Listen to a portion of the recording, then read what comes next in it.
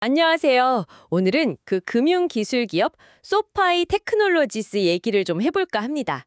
이른바 핀테크 회사죠. 네, 안녕하세요. 뭐 개인 대출부터 주식 거래, 심지어 보험까지 스마트폰 앱 하나로 다 된다는 곳이잖아요. 맞습니다.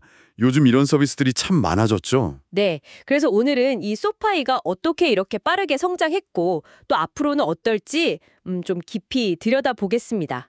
우선 이 회사의 가장 큰 특징이요. 원스톱 디지털 플랫폼이라는 거. 이것부터 좀 짚어봐야 할 것 같아요. 네네. 정말 다양한 금융상품을 한 앱에 다 모아놨더라고요. 사용자 입장에서는 뭐 편하긴 했는데 이게 사업적으로는 어떤 의미가 있을까요? 특히 2020년에 결제 기술 회사를 인수하고 2022년에는 아예 은행 면허까지 땄단 말이죠. 이건 큰 움직임 같은데요. 그렇죠. 그게 단순히 상품 종류만 늘린 게 아니라 그 과정 자체가 상당히 중요합니다. 과정이요? 네. 2020년에 인수한 회사가 갈릴레오라고 다른 핀테크 기업들한테 결제 처리 같은 핵심 기술을 제공하던 곳이었거든요. 아하. 이걸 인수하면서 이제 자체 기술력을 확보하고 외부 의존도를 확 낮춘 거죠. 그리고 2022년 은행 면허, 이건 정말 결정적이었습니다. 결정적이다. 이걸 통해서 고객 내금을 직접 받을 수 있게 됐잖아요. 그러니까 훨씬 싸고 안정적으로 자금을 조달할 길이 열린 겁니다.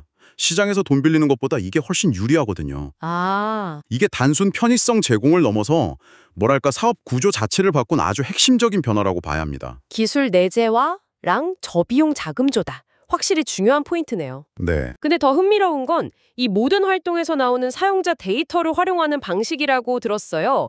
단순히 대출 심사만 하는 게 아니라면서요. 맞습니다. 이게 소파이를 그냥 금융회사가 아니라 기술 기업으로 봐야 하는 이유 중 하나예요. 기술 기업이요? 네.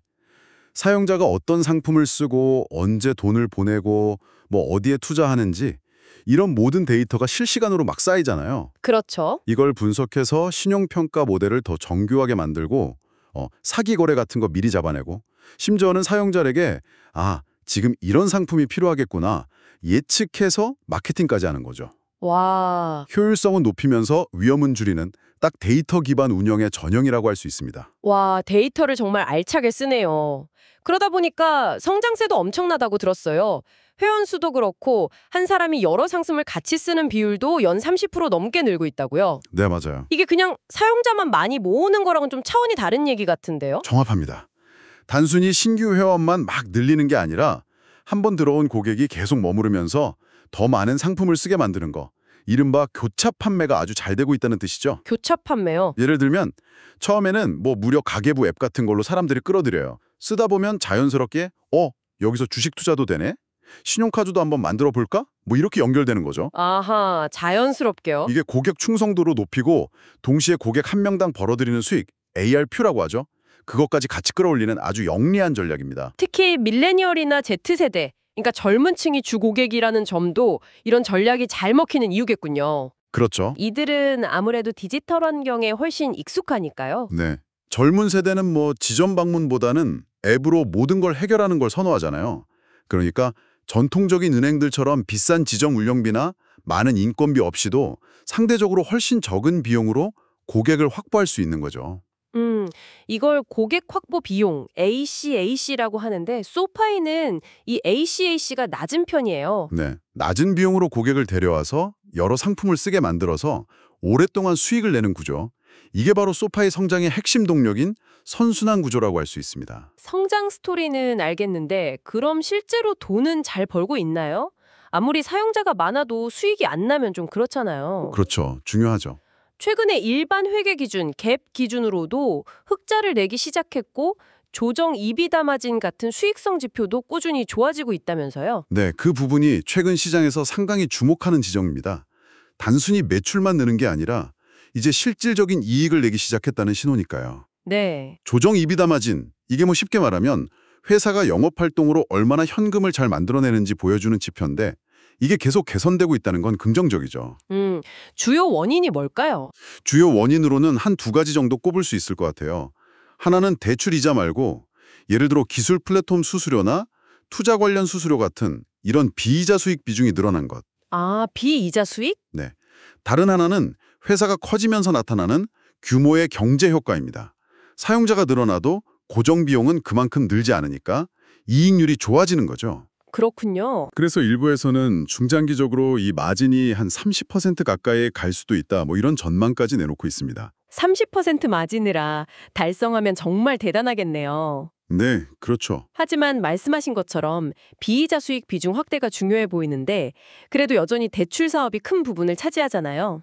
맞습니다. 아직은 그렇죠. 개인 대출, 학자금 대출, 주택담보대출, 종류도 다양한데 경기가 안 좋아지면 이 부분 리스크가 커지지 않을까요? 물론입니다. 그래서 대출 포트폴리오 관리가 정말 중요해요. 특히 경기 둔화기에 대비해서 미리 대손 충당금을 쌓아두는 정책, 이걸 CECL이라고 부르는데 이게 얼마나 보수적이고 적절한지가 중요합니다. 아, 미리 대비하는 거군요. 그렇죠. 앞으로 떼일 가능성이 있는 돈을 미리 비용으로 잡아두는 거죠. 또 하나는 빌려준 대출 자산을 계속 안고 갈 건지 이걸 홀드 전략이라고 하고요. 아니면 다른 기관에 팔거나 묶어서 증권 형태로 유동화할 건지, 즉 셀이나 시큐리타이즈 할 건지 이 균형을 잘 잡아야 합니다. 그 균형 잡기가 어렵겠네요. 네, 너무 많이 안고 있으면 신용 위험에 그대로 노출되고 또 너무 많이 팔면 잠재적인 이자 수익을 놓칠 수 있으니까요. 결국 이것도 데이터 분석 능력이 관건이겠네요. 어떤 고객이 위험한지, 어떤 대출을 보유하고 팔아야 할지 판단하는 것 말이죠. 핵심을 짚으셨네요. 단순히 대출을 내주는 걸 넘어서 데이터를 기반으로 위험을 얼마나 정교하게 관리하느냐가 바로 핀테크 기업의 경쟁력을 보여주는 부분입니다. 예를 들면 어떤 식으로요? 예를 들어 특정 시기에 가입한 고객 그룹별로 고객 확보 비용, CAC 대비 고객 생애 가치, LTV 비율을 분석해요. 아, LTV, CAC 비율? 수대별로 실제 연체율이나 손실률이 어떻게 나오는지 계속 추적하고요. 금리가 변할 때 대출 금리를 얼마나 빨리 조정해서 손실을 막는지 등을 아주 면밀하게 봅니다. 정말 꼼꼼하게 보네요. 특히 경기가 꺾이는 시점에는 이런 리스크 관리 능력이 회사의 생존을 좌우할 수도 있습니다. 앞서 은행 면허 덕분에 예금을 싸게 조달할 수 있게 됐다고 하셨는데 이게 구체적으로 수익성에 어떤 영향을 미치나요? 은행들의 핵심 수익 지표인 순이자 마진, 님이라는 게 있잖아요. 네, 순이자 마진, 님. 이게 예금이자로 나가는 돈과 대출이자로 들어오는 돈의 차이를 보여주는 뭐랄까 은행 수익성의 바로미터 같은 지표인데요. 네. 은행 면허로 확보한 저비용 예금은 이 님을 방어하거나 개선하는 데 직접적인 도움이 되죠. 시장 조달 금리보다 훨씬 싸니까요. 그렇죠. 근데 흥미로운 건 금리가 오히려 내려가는 시기에는 님에 긍정적일 수도 있다는 분석도 있다는 점이에요. 네. 금리가 내려가는데 마진이 좋아진다고요? 보통 반대 아닌가요? 일반적으로는 그렇죠. 하지만 만약에 대출 금리는 천천히 떨어지는데 예금 이자는 더 빨리 낮출 수 있다면 그 차이만큼 일시적으로 마진이 벌어질 수 있다는 겁니다. 아, 그런 원리군요. 물론 이건 아주 섬세한 타이밍과 금리 관리 능력이 필요하고요. 장기적으로는 꾸준한 예금 증가, 비용 통제, 금리 변동 위험을 피하는 해지 전략 같은 것들이 더 중요합니다. 네. 하지만 저비용 예금 기반이 있다는 것 자체가 금리 변동기에 대응할 수 있는 어떤 유연성을 준다는 점에서 분명한 강점이죠. 그렇군요. 그런데 수파이가 단순히 자기들 서비스만 하는 게 아니라 자체 개발한 기술을 다른 회사에 팔기도 한다면서요? 이건 어떤 의미가 있을까요? 아, 네. 이건 소파이가 단순 금융회사를 넘어서 플랫폼 기업으로 진화하려는 그런 야심을 보여주는 부분입니다. 플랫폼 기업이요? 네. 앞서 잠깐 언급했던 갈릴레오 같은 결제 인프라 기술이나 자체 개발한 뱅킹 시스템 같은 것을 다른 핀테크나 은행에 서비스형 소프트웨어, 즉 SaaS 형태로 제공하는 거죠. 아, SaaS 형태로? 이렇게 하면 추가적인 수수료 수익도 얻고 또 이 기술을 쓰는 회사들을 소파이 생태계 안에 이렇게 묶어두는 효과, 락인 효과도 기대할 수 있습니다. 오, 일석이조네요. 네, 그리고 이런 기술 기반 서비스 수익은 자본이 적게 들고 비교적 안정적이라서 기업 가치 평가, 즉 밸류에이션에도 긍정적인 영향을 줄 수 있습니다. 장기적으로 아주 중요한 성장 동력이 될 잠재력이 있어요. 자체 기술 판매라 매력적인데요. 이런 기술력의 바탕에는 인공지능, AI도 크게 기여하고 있다고요? 맞습니다. 대출 심사나 사기 탐지, 챗봇 같은 데 쓰인다고 하던데 구체적으로 어떤 효과가 있는 건가요? AI는 이제 뭐 핀테크 운영의 심장과도 같다고 할 수 있죠. 대출 심사에 AI를 쓰면 사람이 하는 것보다 훨씬 빠르고 정확하게 위험을 평가할 수 있어요.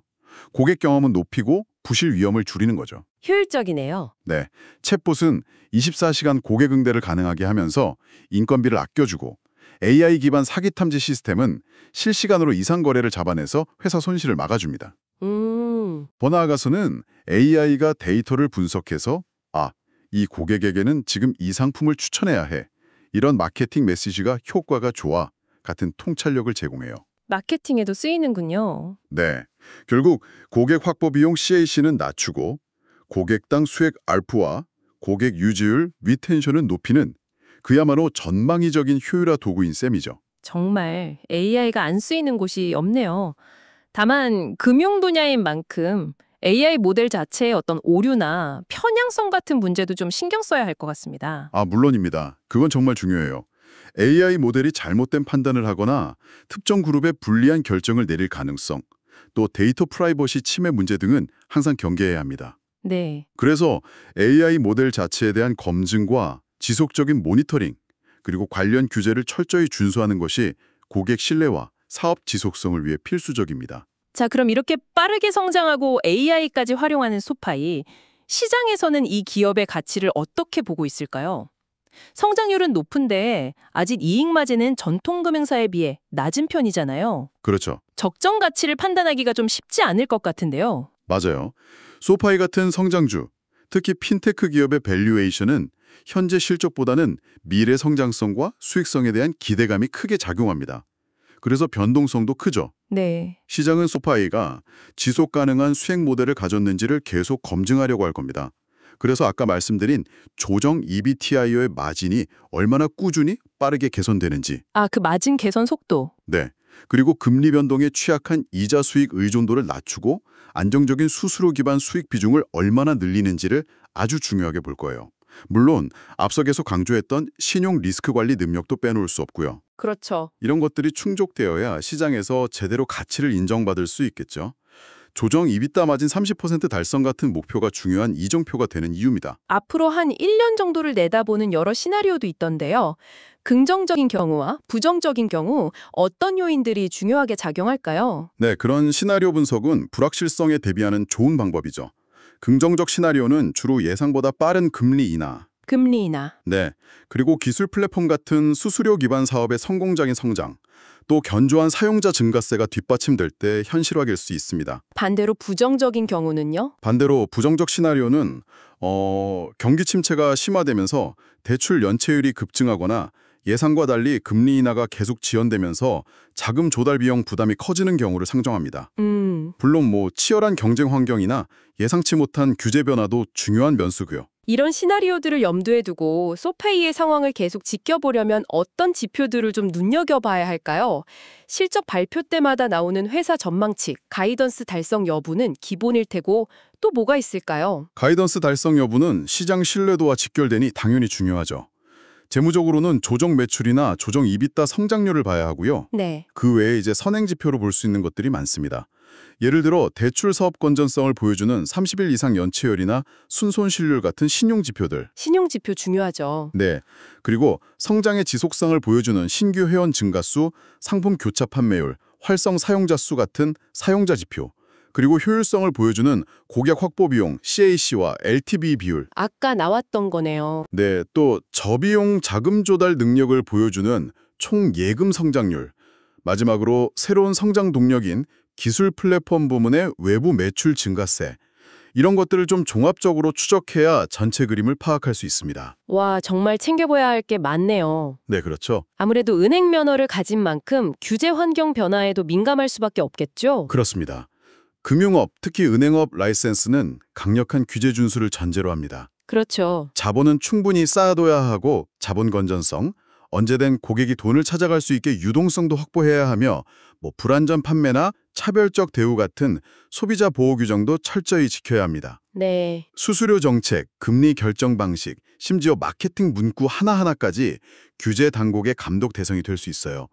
규제 변화는 때론 사업 모델 자체를 바꿔야 할 수도 있기 때문에 항상 예의주시해야 하는 부분입니다. 경쟁 환경도 만만치 않을 텐데요. 기존 거대 은행들도 디지털 전환에 막 속도를 내고 있고 빅테크 기업들도 금융 서비스에 뛰어들고 있잖아요. 다른 핀테크 회사들도 많고요. 네, 경쟁은 정말 치열하죠. 소파이만의 확실한 차별점, 경쟁 우위는 뭘까요? 경쟁 환경은 계속 변하겠지만 현재 시점에서 소파이의 강점은 앞서 말한 금융 슈퍼앱으로서의 통합된 사용자 경험에 있다고 봅니다. 통합된 경험. 네. 여러 금융상품을 하나의 앱에서 매끄럽게 이용하고 관리할 수 있다는 편리함, 그리고 이를 통해 얻은 데이터를 활용한 맞춤형 서비스와 효율적인 리스크 관리 능력, 이게 핵심이죠. 네. 특히 소득 수준이 비교적 높은 고객층을 대상으로 대출, 투자, 자산 관리를 묶어서 제공하는 전략은 수익성 높은 고객을 확보하고 유지하는 데 유리하게 작용할 수 있습니다. 물론 이 강점을 계속 유지하고 발전시키는 것이 과제겠죠. 자, 그럼 마지막으로 지금까지 논의된 소파이의 주요 위험 요인들을 한번 정리해 볼까요? 금리 변동이나 경기 침체 같은 거시경제 위험, 규제 변화, 경쟁 심화, 또 뭐가 있을까요? 운영상의 위험도 무시할 수 없습니다. 예를 들어 해킹으로 대규모 데이터 유출 사고나 시스템 장애 같은 것들이죠. 아, 그런 운영 리스크. 네. 이런 사고는 금전적 손실뿐만 아니라 회사 평판에도 아주 치명적일 수 있습니다. 또 소비자 불만이나 소송 같은 평판 리스크도 있고요. 마지막으로는 주식시장 자체의 변동성입니다. 시장 변동성. 네.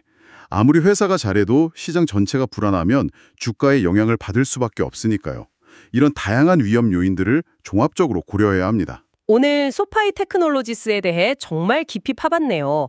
하나의 앱으로 모든 금융 서비스를 제공하겠다는 그 야심찬 목표, 기술과 데이터를 활용한 빠른 성장, 그리고 은행 면허 획득을 통한 사업 구조 변화까지 확실히 흥미로운 기업입니다. 네, 그렇죠. 하지만 동시에 금리, 경기, 규제, 경쟁이라는 만만치 않은 과제들도 안고 있다는 점도 분명히 확인했고요. 그렇죠. 소파이의 여정은 어떻게 보면 핀테크 산업, 더 나아가서 디지털 금융의 미래가 어떻게 펼쳐질지 보여주는 하나의 축소판 같아요. 네. 오늘 우리가 살펴본 성장 동력, 수익성 개선 과제, 다양한 위험 요인들은 비단 소파이뿐 아니라 다른 많은 핀테크 기업들을 이해하는 데도 도움이 될 만한 틀이라고 생각해요. 중요한 것은 오늘 얻은 정보들을 바탕으로 스스로 질문을 던지고 계속 변화하는 환경 속에서 핵심 동인과 리스크를 꾸준히 추적 관찰하는 자세일 겁니다. 네, 맞습니다. 그래서 마지막으로 이런 질문을 좀 던져보고 싶어요. 소파이 같은 금융 슈퍼앱 모델이 정말 장기적으로 승리하는 공식이 될 수 있을까요? 아니면 결국 특정 분야에 깊이 파고드는 전문 핀테크 혹은 막강한 자본과 고객 기반을 가진 전통 광자나 빅테크 기업들이 각자의 영역에서 우위를 점하게 될까요? 어쩌면 정답은 하나가 아닐 수도 있겠죠. 네, 아주 흥미로운 질문이네요. 이 질문에 대한 답을 찾아가는 과정이 앞으로 금융산업의 변화를 지켜보는 재미있는 관전 포인트가 될 것 같습니다. 오늘 이야기는 여기까지 나누겠습니다. 감사합니다. 네, 감사합니다.